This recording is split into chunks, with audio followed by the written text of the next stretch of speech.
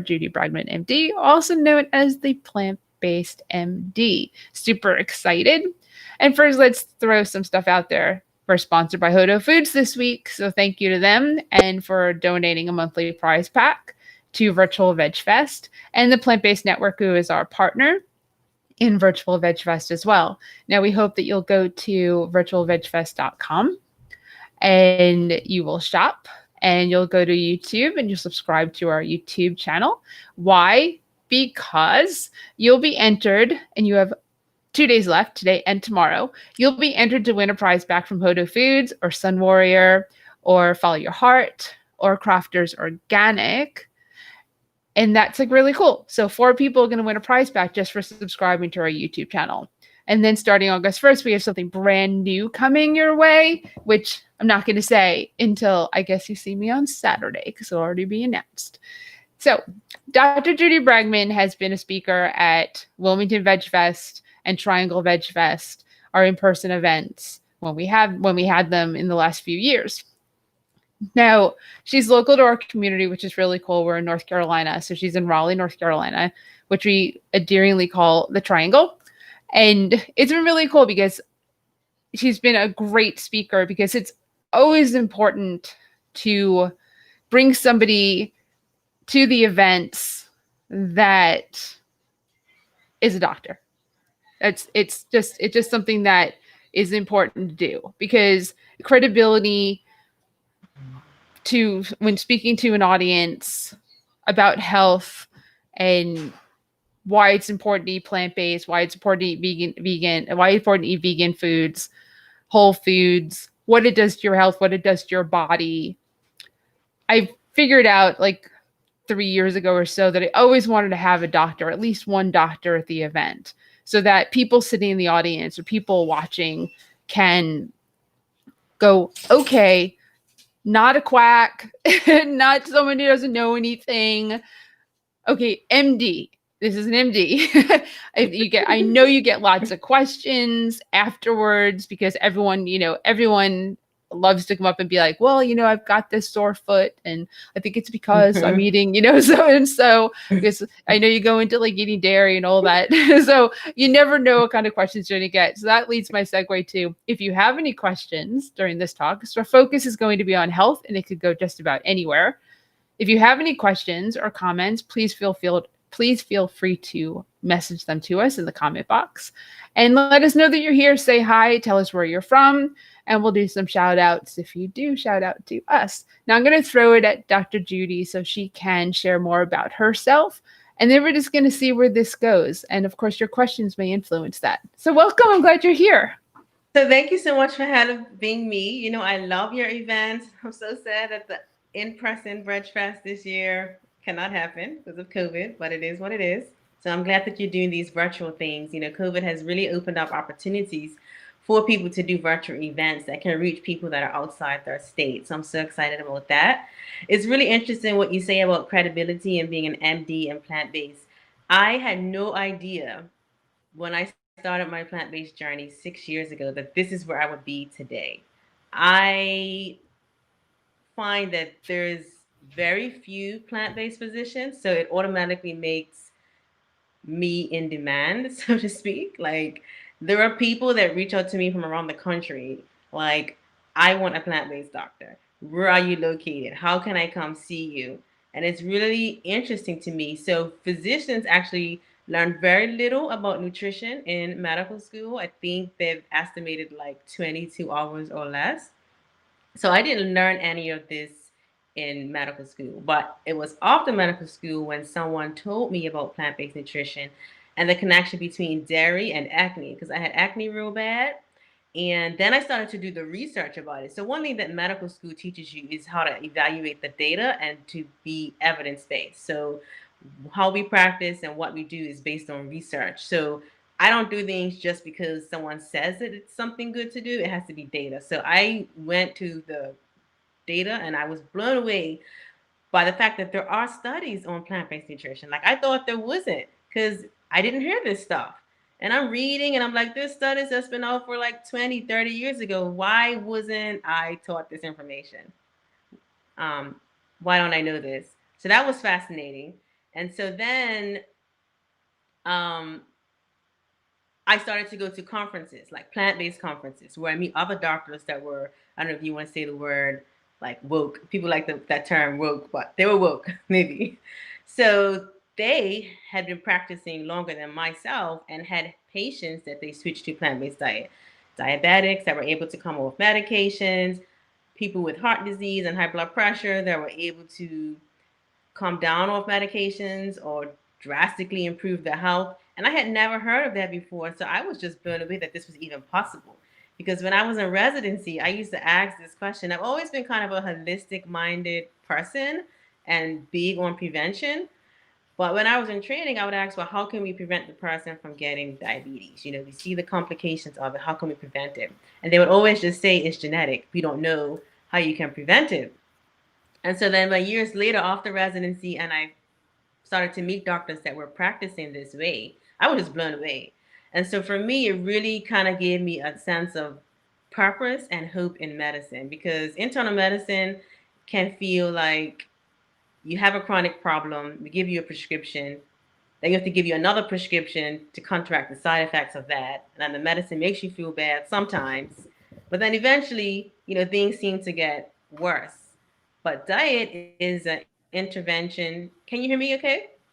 Mm-hmm. Okay. Yeah, but diet is an intervention whereby we can actually reverse some of the damage that may have been done by a poor diet. So it gives the patient hope, it gives me hope. And so now I'm surrounded by physicians around the country that are plant based, that are lifestyle medicine focused. And we kind of have like a new leash on life, while other physicians may be getting burnt out or having different, feelings about medicine. We kind of feel like this is the future. And I really do believe that, maybe 10, 20 years from now, and more people will be on board. It's kind of just like how with the cigarettes. At first they told us that cigarettes doesn't cause lung cancer. There's nothing wrong with smoking. Even at my medical school, Wake Forest, they used to give the first year medical students a pack of Salem cigarettes. Like, that's crazy to me. And now there's no denying that cigarettes cause lung cancer. So I think it's going to be the same thing with meat, red meat, and dairy. I hope so. I mean, it's the dairy industry, it's the sugar industry, it's the tobacco industry, the same exact routine, same exact thing. Federal government backs it. No, it's fine. It's fine. Oh, no, it's not fine. We threw money at this. We wanted to grow it. We created studies saying that it's okay, backed by that industry themselves. And it's really not okay. And it's very difficult for people to speak out about the fact that something like cold cuts is is a carcinogen. Yeah. American Cancer Society has said it's a carcinogen. Mm-hmm. Okay, but not really common knowledge, but common enough Yeah, it's that still on the shelf. it's not good. I mean, you take this processed food and you throw all this crap into it and you form it into a loaf and then you cut it and put it on your sandwich. Mm-hmm. So that in itself, I mean, we grew up on those, but I mean, it also was the time of when I grew up, it was the time of growing convenience. Everyone started getting busier as when I was a child, and as we get in teenage years, convenience became the thing in this country. Yeah. So, and some of the studies that come out, like you say, they're funded by like the dairy industry will fund a study looking at, milk consumption or cholesterol. I know there was something that came out recently about cholesterol and saturated fat. We keep going back and forth about that. So what happens is that when you create enough confusion in the public, they're going to resort to the thing that's the easiest, the least resistance. And what is that? The standard American diet. And that's the unfortunate thing, because the food industry, in my opinion, is not really about health and keeping us healthy, nor are the insurance companies. So it's up to people as individuals to take ownership of their health and be very mindful about the foods that they're eating, and realize that the foods that we have in the US, the factory farming, it's not ideal. Like, if I was, I don't eat meat or dairy, obviously. But if I was going to, I would not eat factory farmed animals. That's like the lowest form of anything to consume, in my opinion. Like the animals are packed together in inhumane conditions. They're fed soy. They're given antibiotics to try and counteract all the infections that they have. It's not a good life, and so that stress that the animal has, you're taking on some of that when you eat it, and you're eating an unhealthy animal. Like they grow the chickens quicker than they are supposed to, so they're obese chickens, and you know that obesity is related to inflammation, and so you're eating obese chicken. Like it's just not a good thing. Agree 100%. And I've stated when we've done some of these lives with other medical doctors and people is that the only person that really you really need to the person who needs to advocate for you the most is you, because Mm-hmm. nobody else is going to do that as well as you are, because you know your body best.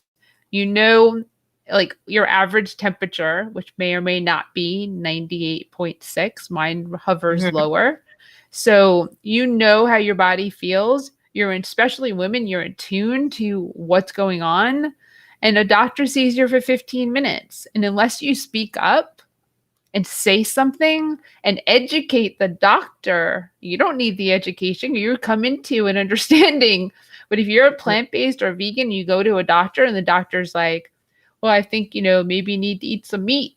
Like, or like, you need to drink some milk, there's calcium. And you'd be like, well, maybe I need to give you some articles. Because it's the only one, they that's the may only be way they're going to learn.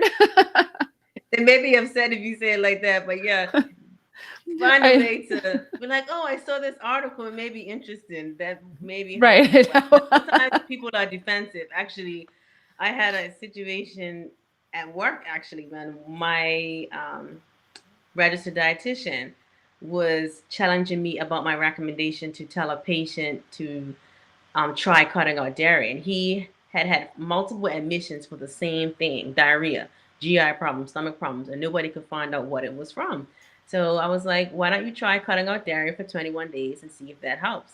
And she was like, why would you tell someone to cut out dairy when dairy has so many health benefits, calcium, for the bones and whatnot? And I was like, no, actually, it doesn't. I said, I can bring you some articles.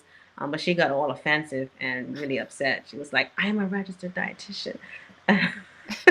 But I I'm a know doctor. plant-based. I know plant-based registered dietitians, and I was told from both of them that they don't learn about plant-based nutrition in school. They learn about the deficiencies of it, but they don't learn about the benefits. So no one is learning about plant-based nutrition in traditional training.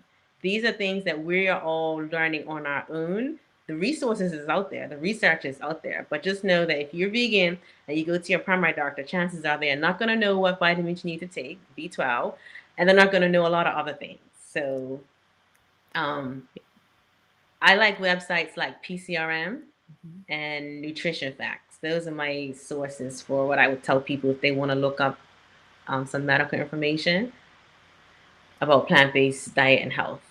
Right. PCRM, Physicians Committee for Responsible Mm-hmm. Medicine. If you don't know what that is, so anyone who's watching doesn't know what that is. And Nutrition Facts is actually Dr. Greger. So we rescheduled him for August. So that's exciting. Next So he year? will be on Oh, this year. of this year. Yes. Dr. Okay, Greger will be on Virtual Virtuous Live August 27th, I think it is. nice. He'll be on his Yes. treadmill probably. That's we Hope he tried doesn't once cut himself. already and he was on his treadmill and we had a technical issue. So that's why we Uh, rescheduled. So yeah, I he see. would probably be on his treadmill. That's pretty cool. Now, Yeah. what was I going to say? So we were fortunate enough to have Dr. Sarai and Dilip from Code Blue Oh, nice.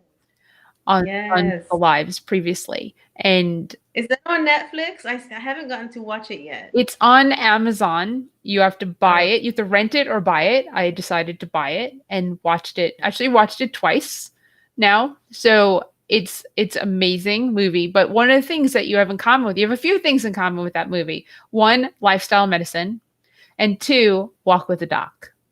oh So as yeah. soon I as love I saw Sarai. that, yeah, as soon as I saw that, I thought of you. Yeah, Sarai has been so helpful to me as far as, starting out my own lifestyle medicine practice. I called her up and we talk. And every time I see her at the conferences, she's always so encouraging to me. So I'm so proud of what she's doing. Yeah, it's pretty amazing. And I'd love for you to talk more about that because if people didn't watch, one, didn't watch that talk, or two, didn't watch Code Blue, I recommend both. Is that you watch the live with Dr. Sarai and Dilip Barman and the talk about Code Blue. I recommend going to codebluedoc.com and looking up how you can watch the movie because it's an amazing movie that really focuses on lifestyle medicine, which is instead of focusing on drugs to Mm-hmm. fix body, it focuses on the food and fuel that you put into your body and the exercise that you must do in order to stay healthy, be healthy, and to avoid the potential of getting heart disease, diabetes, strokes, high cholesterol, the things that kill humans, cancer, I can't forget cancer, that Right. kill humans, and lessen your odds of getting those, and not just focusing on what your gene pool is, but that you can change, potentially change, because there's outliers to everything, potentially change the possibility of getting any of those diseases and or dying from them a premature death based on the foods and the exercise that you do or eat daily.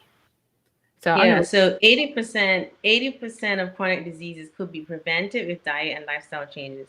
So lifestyle medicine encompasses nutrition, so a predominantly whole food plant-based diet, physical activity or exercise, stress reduction, adequate sleep, which is 7 to 8 hours a night, avoiding risky substances like alcohol and smoking, and then maintaining healthy social relationships. So 6 tenets of it. And if the audience wants to know more about that, they can go to the American College of Lifestyle Medicine.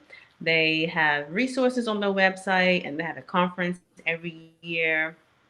And they even have a new initiative, or it's sort of new. It's called HEAL, HEAL, and it's focused on improving the health of those communities that are most at risk for healthcare disparities, so minority communities and communities of color.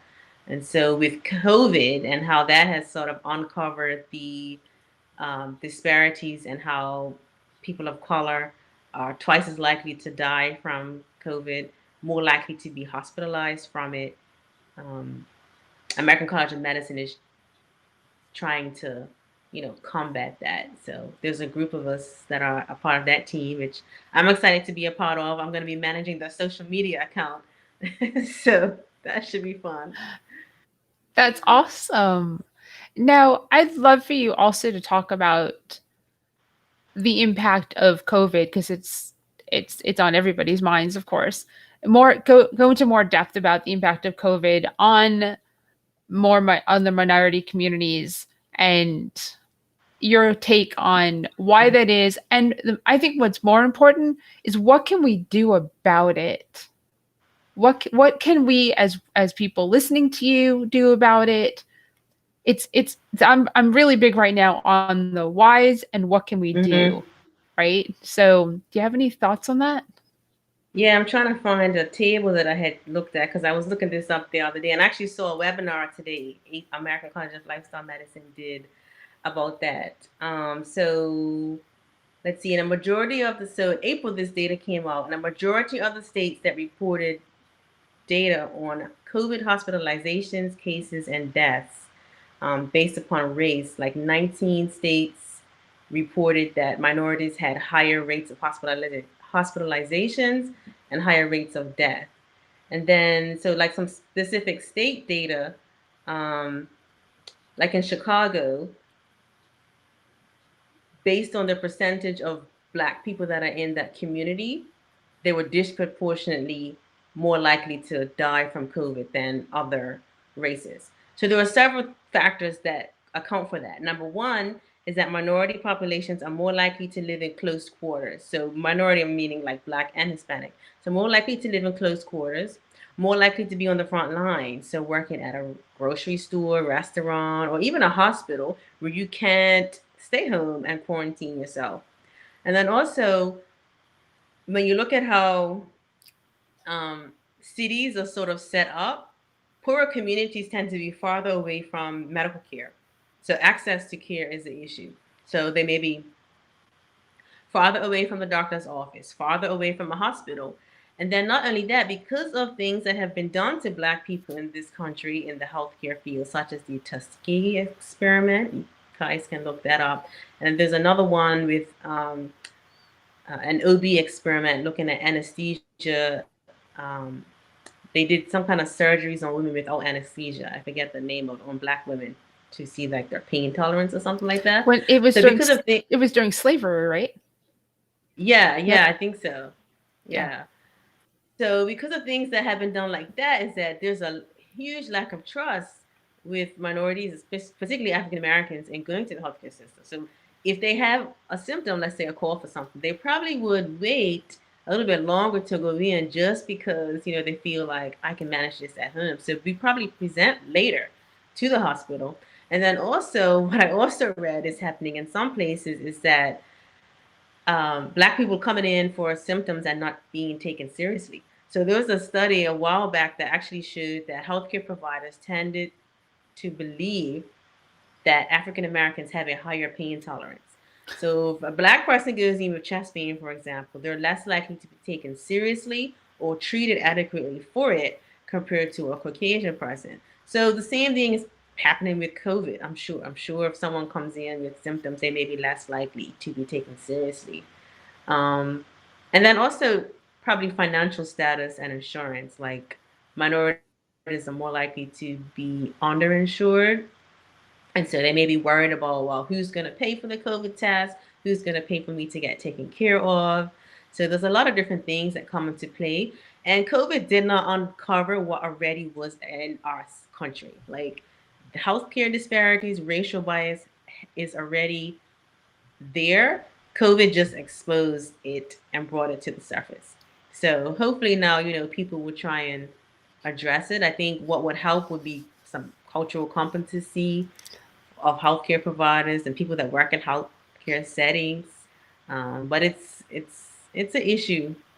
Oh, it's a major issue. I remember when Serena Williams, the tennis player, the championship tennis player, who's I remember financially off and gave birth to her baby and wasn't taken seriously in the hospital. Mm-hmm. And she advocated for herself so that she would get the care she needed and help save her own life because they didn't take her seriously. Yeah. She's like, no, I know my body. I have this problem. You need to do this. And she had to fight to get the care and treatment that she needed after giving birth to her baby. And you kind of, I mean, women aren't taken seriously to begin with. I know. And then you had color, a minority, and female, and you're like completely not taken seriously. And that just it baffles me why that is. I get it, but there's so many messed up things in our society at the moment that already existed. We're just compounding on top of that now. And instead of getting closer to fixing these problems that are going on, I feel like we're getting further away. Because how do you keep you have to address this, and you have to address that, and you have to address this. And we have to start doing more studies on women, not like making sure we can handle pain without any painkillers, because that's what they did to the women in slavery. But actually doing tests to find out how, say, like a heart attack impacts women, because it's different from how it impacts men, which I talked about with Dr. Khan. Because there is a difference, but all the testing, all the history of checking on what happens with heart disease and heart attacks has been primarily on the impact on men. Yeah.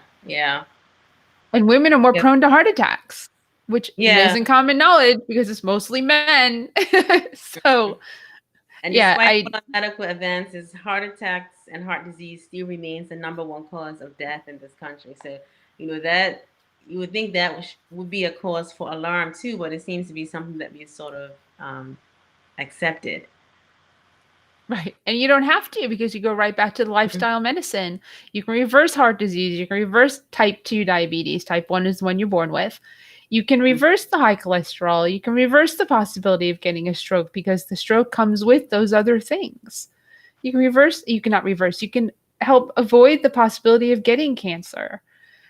And with COVID, eating healthy and exercising, yes. Not having those pre-existing conditions, yes. However, as we've spoken about on this before, it doesn't mean you won't get COVID or a serious case of it or a light case of it just because you're whole food, plant-based, or vegan. Sorry. Yeah. And that's what we thought initially, that it was elderly people. Like, people have to understand, COVID is a new disease, a new virus, COVID-19. We are learning. This is like an experiment. I feel like we are learning as time goes on. Like, at first they thought hydroxychloroquine and azithromycin worked. Now we're not using it anymore. Now, there was a video that came out yesterday from some doctors that are saying that hydroxychloroquine works. Far as I know, the data is still showing that hydroxychloroquine does not work. But things like that just make it so confusing for people, because you have one person saying this and then one person saying that on the other side. And I know it can be very confusing. You can look at an article and you can actually even fudge data on an article. So just because something is published doesn't even mean that it's legit. That's the kind of scary thing about it. That press conference, I think did you see it? I'm sure you saw it because it was everywhere. You It was mean, a I actually didn't watch it because I saw enough of it. I saw enough to understand that it was quackery. yeah, it was I already understand that hydroxychloroquine is not something that can cure. There is no cure for yeah. COVID at the moment, or something that can actually fix if you get COVID or prevent you Mhm. from getting it. It's not true. I follow science, which everyone needs to follow the science. But like you just said, there's science. There's Yeah. doctors So that are saying, demon sperm. yeah, that's what I'm saying. I went to her Twitter and she has some really bizarre posts about what you just said, demon sperm, and like she has some preaching kind of things that she does, but she's a pediatrician in an outpatient setting. And so you can't say that you have the cure for COVID when you're only treating people who are in the outpatient, who probably never even would get sick enough to be in the hospital. So that's a huge difference right there. And you're not an infectious disease doctor. You're not a hospitalist. You're not really taking care of the sick patients. You're not an ICU doctor. So, you can't take an anecdotal data, which is basically you saying you treated 300 patients, and say that that can extrapolate to a randomized controlled trial. Like, it doesn't work that way. You either publish that up, write it up, analyze your data that you have, and then present it. Like, come on. So, but I will say though, from a general public standpoint, I can see how watching that video would be convincing, because they seem so passionate and it seemed very genuine, like they were really upset. The information was being hidden from the public, so they said. But I just want to clear that up, that it's a lot of false information that's been circulating since COVID, and it just blows my mind, the false information that has circulated. I'm just like, really? And I know Yeah. you've commented on some of these things, like in some spaces too. But we have to, be factual and present scientific information, and not allow our emotions to sway us, and be easily convinced by anybody that's popping up and saying, I have the cure, or max don't work, or something other thing like that. That's not true either. Yeah, I mean, just saying that there's a cure. Now, if you really, really had a cure, then why aren't you, I mean, why isn't it in everybody's hands? Why isn't it in the hands of the people who are about to die? Yeah. Right? I mean, What like, about take sick people that we know are really about to die and then see if it works. Now, if she had said she had people like that, I'd have been more convinced. But in the outpatient setting, no, I'm not convinced. right? It's yeah. By the time I saw that it came out, it had already been taken off social media, and I didn't. I just it just you wake up sometimes to these things and you just shake your head and you go, I know. "What's new today?" That's how it seems. It seems like every day is like something new. Like the Yeah. whole mask thing, I don't really understand, but masks do decrease the transmission of COVID-19. And I think that if we were to be all consistent and wearing masks around the whole country, we could have had a handle on this probably. Well, there you go. Once again, another medical doctor saying that we should wear masks, which I'm a big proponent of. We end this every time. I end this with how you should wear one and that you need to Hmm. wear one. And the reasons why is one, it protects you from infecting somebody else because what they've learned is the droplets as you Hmm. speak. The louder you speak or you yell, the more the droplets will go further and maybe larger. Even though we're not talking big, we're just talking droplets that go into the air and don't necessarily drop right to the floor Yeah. immediately. They kind of linger, they kind of hang out. And if they're COVID infected and you breathe that in or sniff, like eyes, everything, if you take it in, you could get the virus. Yeah. And it's scary. And It's people really say, scary. I've heard people say that they can't wear a mask because they can't breathe. Right. But we wear masks all day. We wear surgical masks all day. And some places, they wear N95 all day. If you're in the ER, you don't know who has COVID before you see them. So you wear N95 most of the day. And we don't pass out. Right. The regular mask that people wear, the cloth mask or the surgical mask, it's not a tight seal. So it does let air around the sides of it. So you can still breathe. It's not completely blocking you from breathing. The N95, the hospital grade ones, not the ones that you buy at the hardware store, actually have a seal. So no air gets around it. You have to get fitted for it and sized. So you know exactly what size you wear. So with that one, there's no air that comes out. But a surgical mask or a cloth mask, it's not going to do that. So I recommend a cloth mask. You can wear it. There's so many different kinds. Your dog is so cute. She doesn't normally make an appearance. This is She's Lady. adorable. She decided to come in. Yeah. So I think, we're going to be wearing masks for all of 2020, it looks like.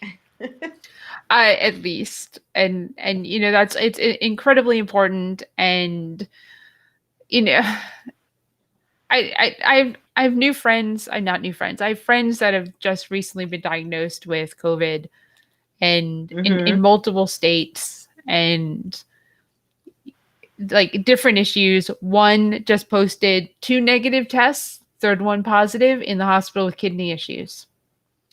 Mm. Right? I mean, I have two friends that were on the lives. Both of them tested negative. Both of them were positive. They don't even count in the numbers. Those two people definitely had COVID. One sick Tammy, we've spoken to over Mm. 70 days. She's one of the chronic illness people that the CDC is finally coming out with. Yeah, just because you got this virus doesn't mean it's over in 2 weeks.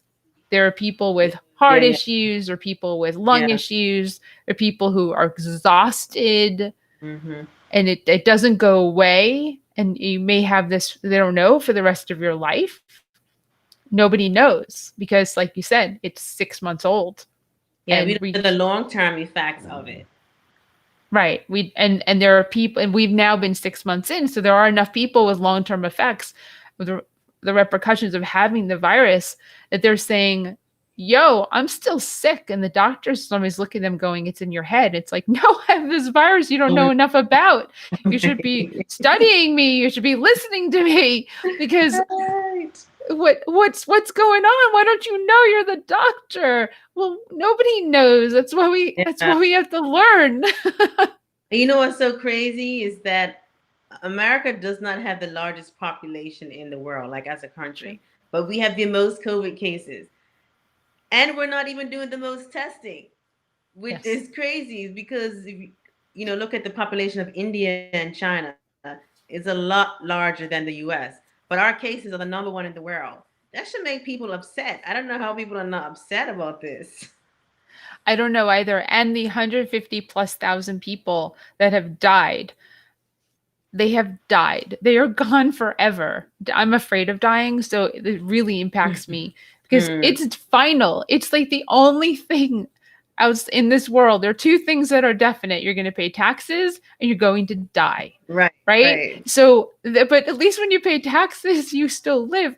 They are gone. People's family, I have family that died, gone forever. 150 plus thousand people. Why aren't you upset? Than 150 And plus it's not thousand just, people. It's a quarter. We have yeah, about 25% of the deaths of COVID deaths for the world in this country. And obviously, I'm pretty passionate about this because it really yeah, upsets me that we're even going through this and we can't get a handle on this, yeah. and it impacts me financially, which is my selfish reasons, right? And it impacts you too. We can't get together. We can't have an in-person event. I can't have education days so that you can teach people about all of this Mhm. incredibly important stuff. And this is how we do it. We do it this way virtually. But 150 plus thousand people just in this country have died. And that's not the world numbers. That's just our numbers. And we can't get them back because you don't want to wear a mask, because you don't want to social distance. Mm. We can't get them back. And the people who are sick, it's awful. And then you think you're better, and then you relapse. And then you think you're better, and now you have got scarring on your lungs or heart issues. And it could be for the rest of your life, and your life may even be cut short. You don't know. You could be 30 years old with COVID and only live till 50 because you got COVID. That sucks. Please. I mean, I'm on a little, like a little, ranting, Yeah. but I mean, how Yeah. else do you get through to people without passion and facts and science, which is part of the reason that doctors are coming on to this Mhm. live to say, here's the science, here's the facts. Stop listening to the kooks and searching for conspiracy theories so that you can feel important, and listen to the actual science. And I'm sorry, but don't listen to 45. His whole point is the confusion that you spoke about earlier. Yeah. Put misinformation out, put people against one another so that you don't know what to believe. Well, there are You see, people you can believe. yeah. And the saddest thing about being hospitalized during COVID or with COVID is that you can't have family Listeners. members. And Yep. so we try and FaceTime the family members, but imagine dying alone without your family members at your bedside. That has to be the worst thing. And then you have a funeral. You can't even have a full funeral. You're limited to probably 10 or 20 people. You can't see the body. So it's a lot that goes into it that makes it very difficult. And I know there are people that feel like there is some entity out there that wants us to be afraid so that they can control us. And, I don't know where people get these ideas, but they must have some sort of level of distrust in general. And there's nothing I can do about that. So I don't really try and argue with such people. But I can tell you from someone who's taking care of COVID patients and who interacts with physicians around the country who are, that we're not making this up. We have no reason to make this up. There definitely is a test, the test for COVID, and COVID does not present like the flu. So if anyone still has any residual doubt about that, um, they can really erase that from the mind because the flu is not even comparable to COVID. We have Tamiflu for the flu, um, and we also have a vaccine for the flu as well. And the flu has been around a lot longer, so we know more about it. We know how it presents clinically. The flu does not cause blood clots and the level of inflammation that you see with COVID-19 or respiratory failure and the cytokine storm and everything that happens with people with COVID-19. And what's really strange about COVID too is that there's no way to predict who is going to get really sick. That's what's so bizarre to me. Even though people that have chronic diseases or that are obese are more likely to be hospitalized and get sick. But then there's plenty of people that are young and healthy And it just makes no sense to me. Like, I just cannot wrap my mind around it. Like, this virus is just insane. And when you're taking care of people with it, you almost feel kind of helpless because um, the drugs that we're using, it's a trial. So remdesivir we use, and then steroids now we're using. But we weren't using that at first. At first, we were using hydroxychloroquine and azithromycin, but nobody knows if it really works for sure, for sure. So it feels like you're kind of experimenting. So that's why I'm like, your best bet is to try and not get it. So the mask, social distancing, staying your distance, and the mask, and of course putting the right foods in your body. So fruits and vegetables, lots of vegetables, cutting out the added sugars and the processed foods is going to help your body to be able to fight, or at least give you some sort of chance. It's not going to guarantee. There's no guarantees in life, but at least it will help give you some of a chance to maybe reduce your risk of getting really, really sick from it. Agree 100%. There's one other thing I want to touch on, and it's since you said there wasn't anything we couldn't touch on, it's going to be a touchy one. Schools, Oh, children. schools. You know, I not a fan of sending kids to schools. I don't have kids. I don't have skin in that game, right? But I Yeah. have friends who are teachers, right? I'm more concerned for them Yeah. than I am for, I mean, I'm concerned for the children too, but I know kids. I have my master's in education. I've done internships in middle school. Really? They're going to wear a mask all day? And they're not, because they have to eat. So everybody's going to take their mask off for a 30-minute period of time to eat food in a central air in North Carolina, a central air conditioned heated building where the virus can spread through those units and impact and infect numerous people. And kids can die from this. In Yeah. Florida right now, there's over 300 kids in the hospital, 300 children in the hospital with COVID. I don't know if you know that. If you're watching, over 300 children in Florida are in the hospital system with COVID right now. Yeah. I mean, I'm worried about the kids not being able to keep a mask on, the teachers getting sick and taking it back home to their families. It's just a recipe for disaster, in my opinion. I do not think the kids should be back in school right now. But Durham County is postponing or doing school online for 9 weeks, and then they're going to reassess. I'm not sure what Wake County is doing. Do you know? Wake County, I'm not sure. I know they gave that option if they went with number 2 or number 3, right? It was all virtual, or you can send your kids to school and do partial Mm-hmm. virtual. Mm-hmm. I feel like Wake might be going. Wake's the harder county. I know Chapel Hill, and we're talking North Carolina for people who aren't in North Carolina, because I know people are watching from other states and Mm-hmm. other countries.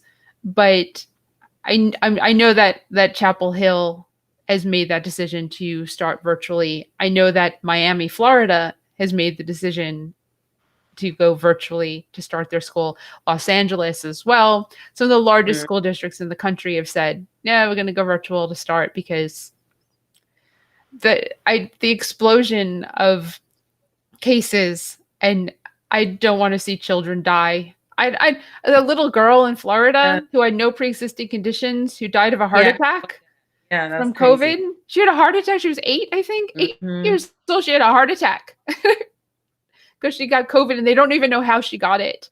You know, if you're not aware of these cases, then you can easily go find them. They pop up in my in and I read a lot of news stuff, because one, it's interesting, and two, it's alarming at the same time.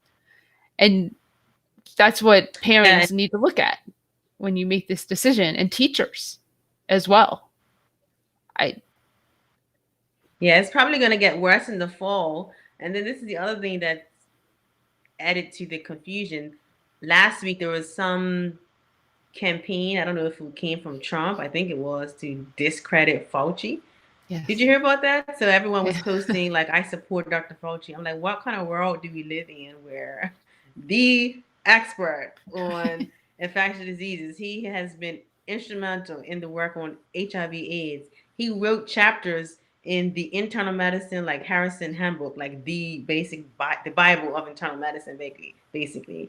I mean, Dr. Fauci has been around for years. So where do we get off thinking that, like, where does someone get off thinking that they know more than him? Like, we're just in a bad place if that's the kind of mindset that we have in this country. And so I really do hope that we get a handle on COVID-19 soon. I think that if we had shut everything down in like March, April, we would be in a better place, because there are countries that have basically been weeks without any new cases. Yep. And even sadly, a lot of those countries, Australia and more, France, Australia and France and others have an uptick in cases. Oh, yes, uptick. Okay, uptick in cases. Did good, I think. Yes, but they see an uptick in the Hong Kong have an uptick in cases, and they just shut it down. And they're not shutting down the whole country this time. They're shutting down, like it happened in China again. They just shut down that whole area. They just that's it. Nobody, you just can't leave. Business is shut. Done. Mm-hmm. And I'm a proponent of that. I say let's just shut down this country, the whole country, for like a month.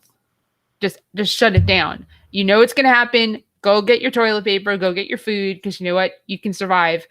And even in China, they shut down. You could still go get food, right? Just shut it down and make it so that everybody has the ability to survive. Stop the bills for the month, so nobody's relying on anything and no one has to pay anything.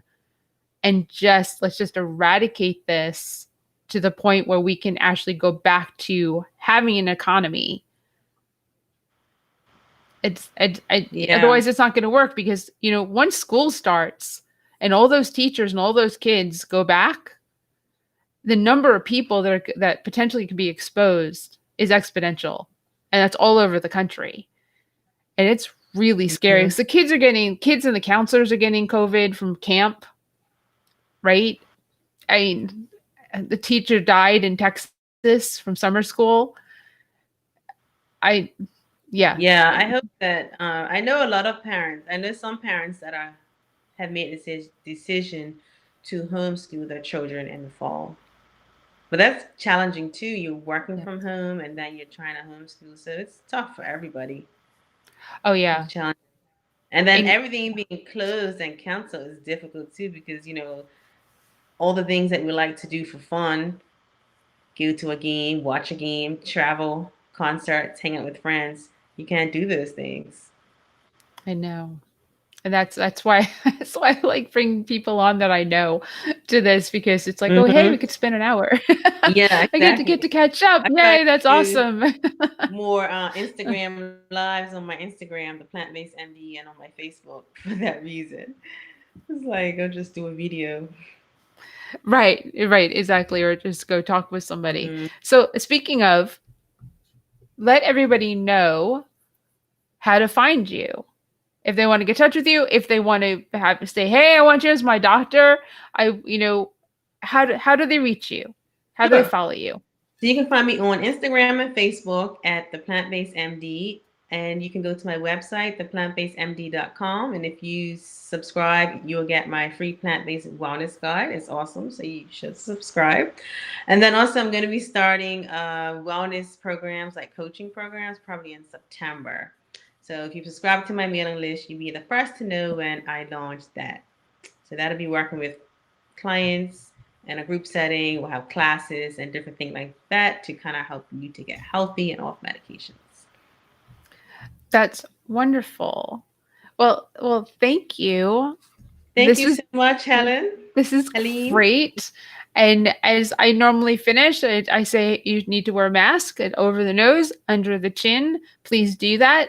One other thing I said last week is that poll workers for the election, most of them tend to be retired people, and they're afraid to go out and work the polls. So you can be as young as 16 and be a poll worker and get paid. So if you have any interest in that, please go look that up in your state so that you can help open enough polling places so that people don't have to wait 5 hours to cast their vote. masked, of course, Mm-hmm. in November, because that's incredibly important. So if you can fill that gap that is going to be removed by people who are at higher risk from dying from the disease, from the virus, I should say, Yeah. then please look into that, because you can make some money and you can, help make our voting situation Mm-hmm. better in every state. So please wear a mask, please social distance, please wash your hands, the 3 W's, as they say in North Carolina, and take care of yourselves, because when we can get back together, we want to be able to see you and hug you and like do the things that we enjoy doing when we have in-person events. But for now, if you can just check out virtualvegfest.com, and thanks to Hodo Foods for sponsoring the live. And Judy, thank you so much for being you and being part of our community. If you've been watching these for a while, this is like we've had over 40 of them. You'll notice that we have some amazing people in our community, and that we're very fortunate. So thank you. And Thank I you know so you're much going to for having me. I love what you're doing. This is awesome. No, thank you. Thank you. And I know you'll take care of a bunch of people and make sure that they get through this as well. So great talk. And everyone, on Saturday at 4 p.m. Eastern Daylight Time, Salesh Rao is coming on. So we're going from health to talk about climate. And that's going to be a good one. So I hope to see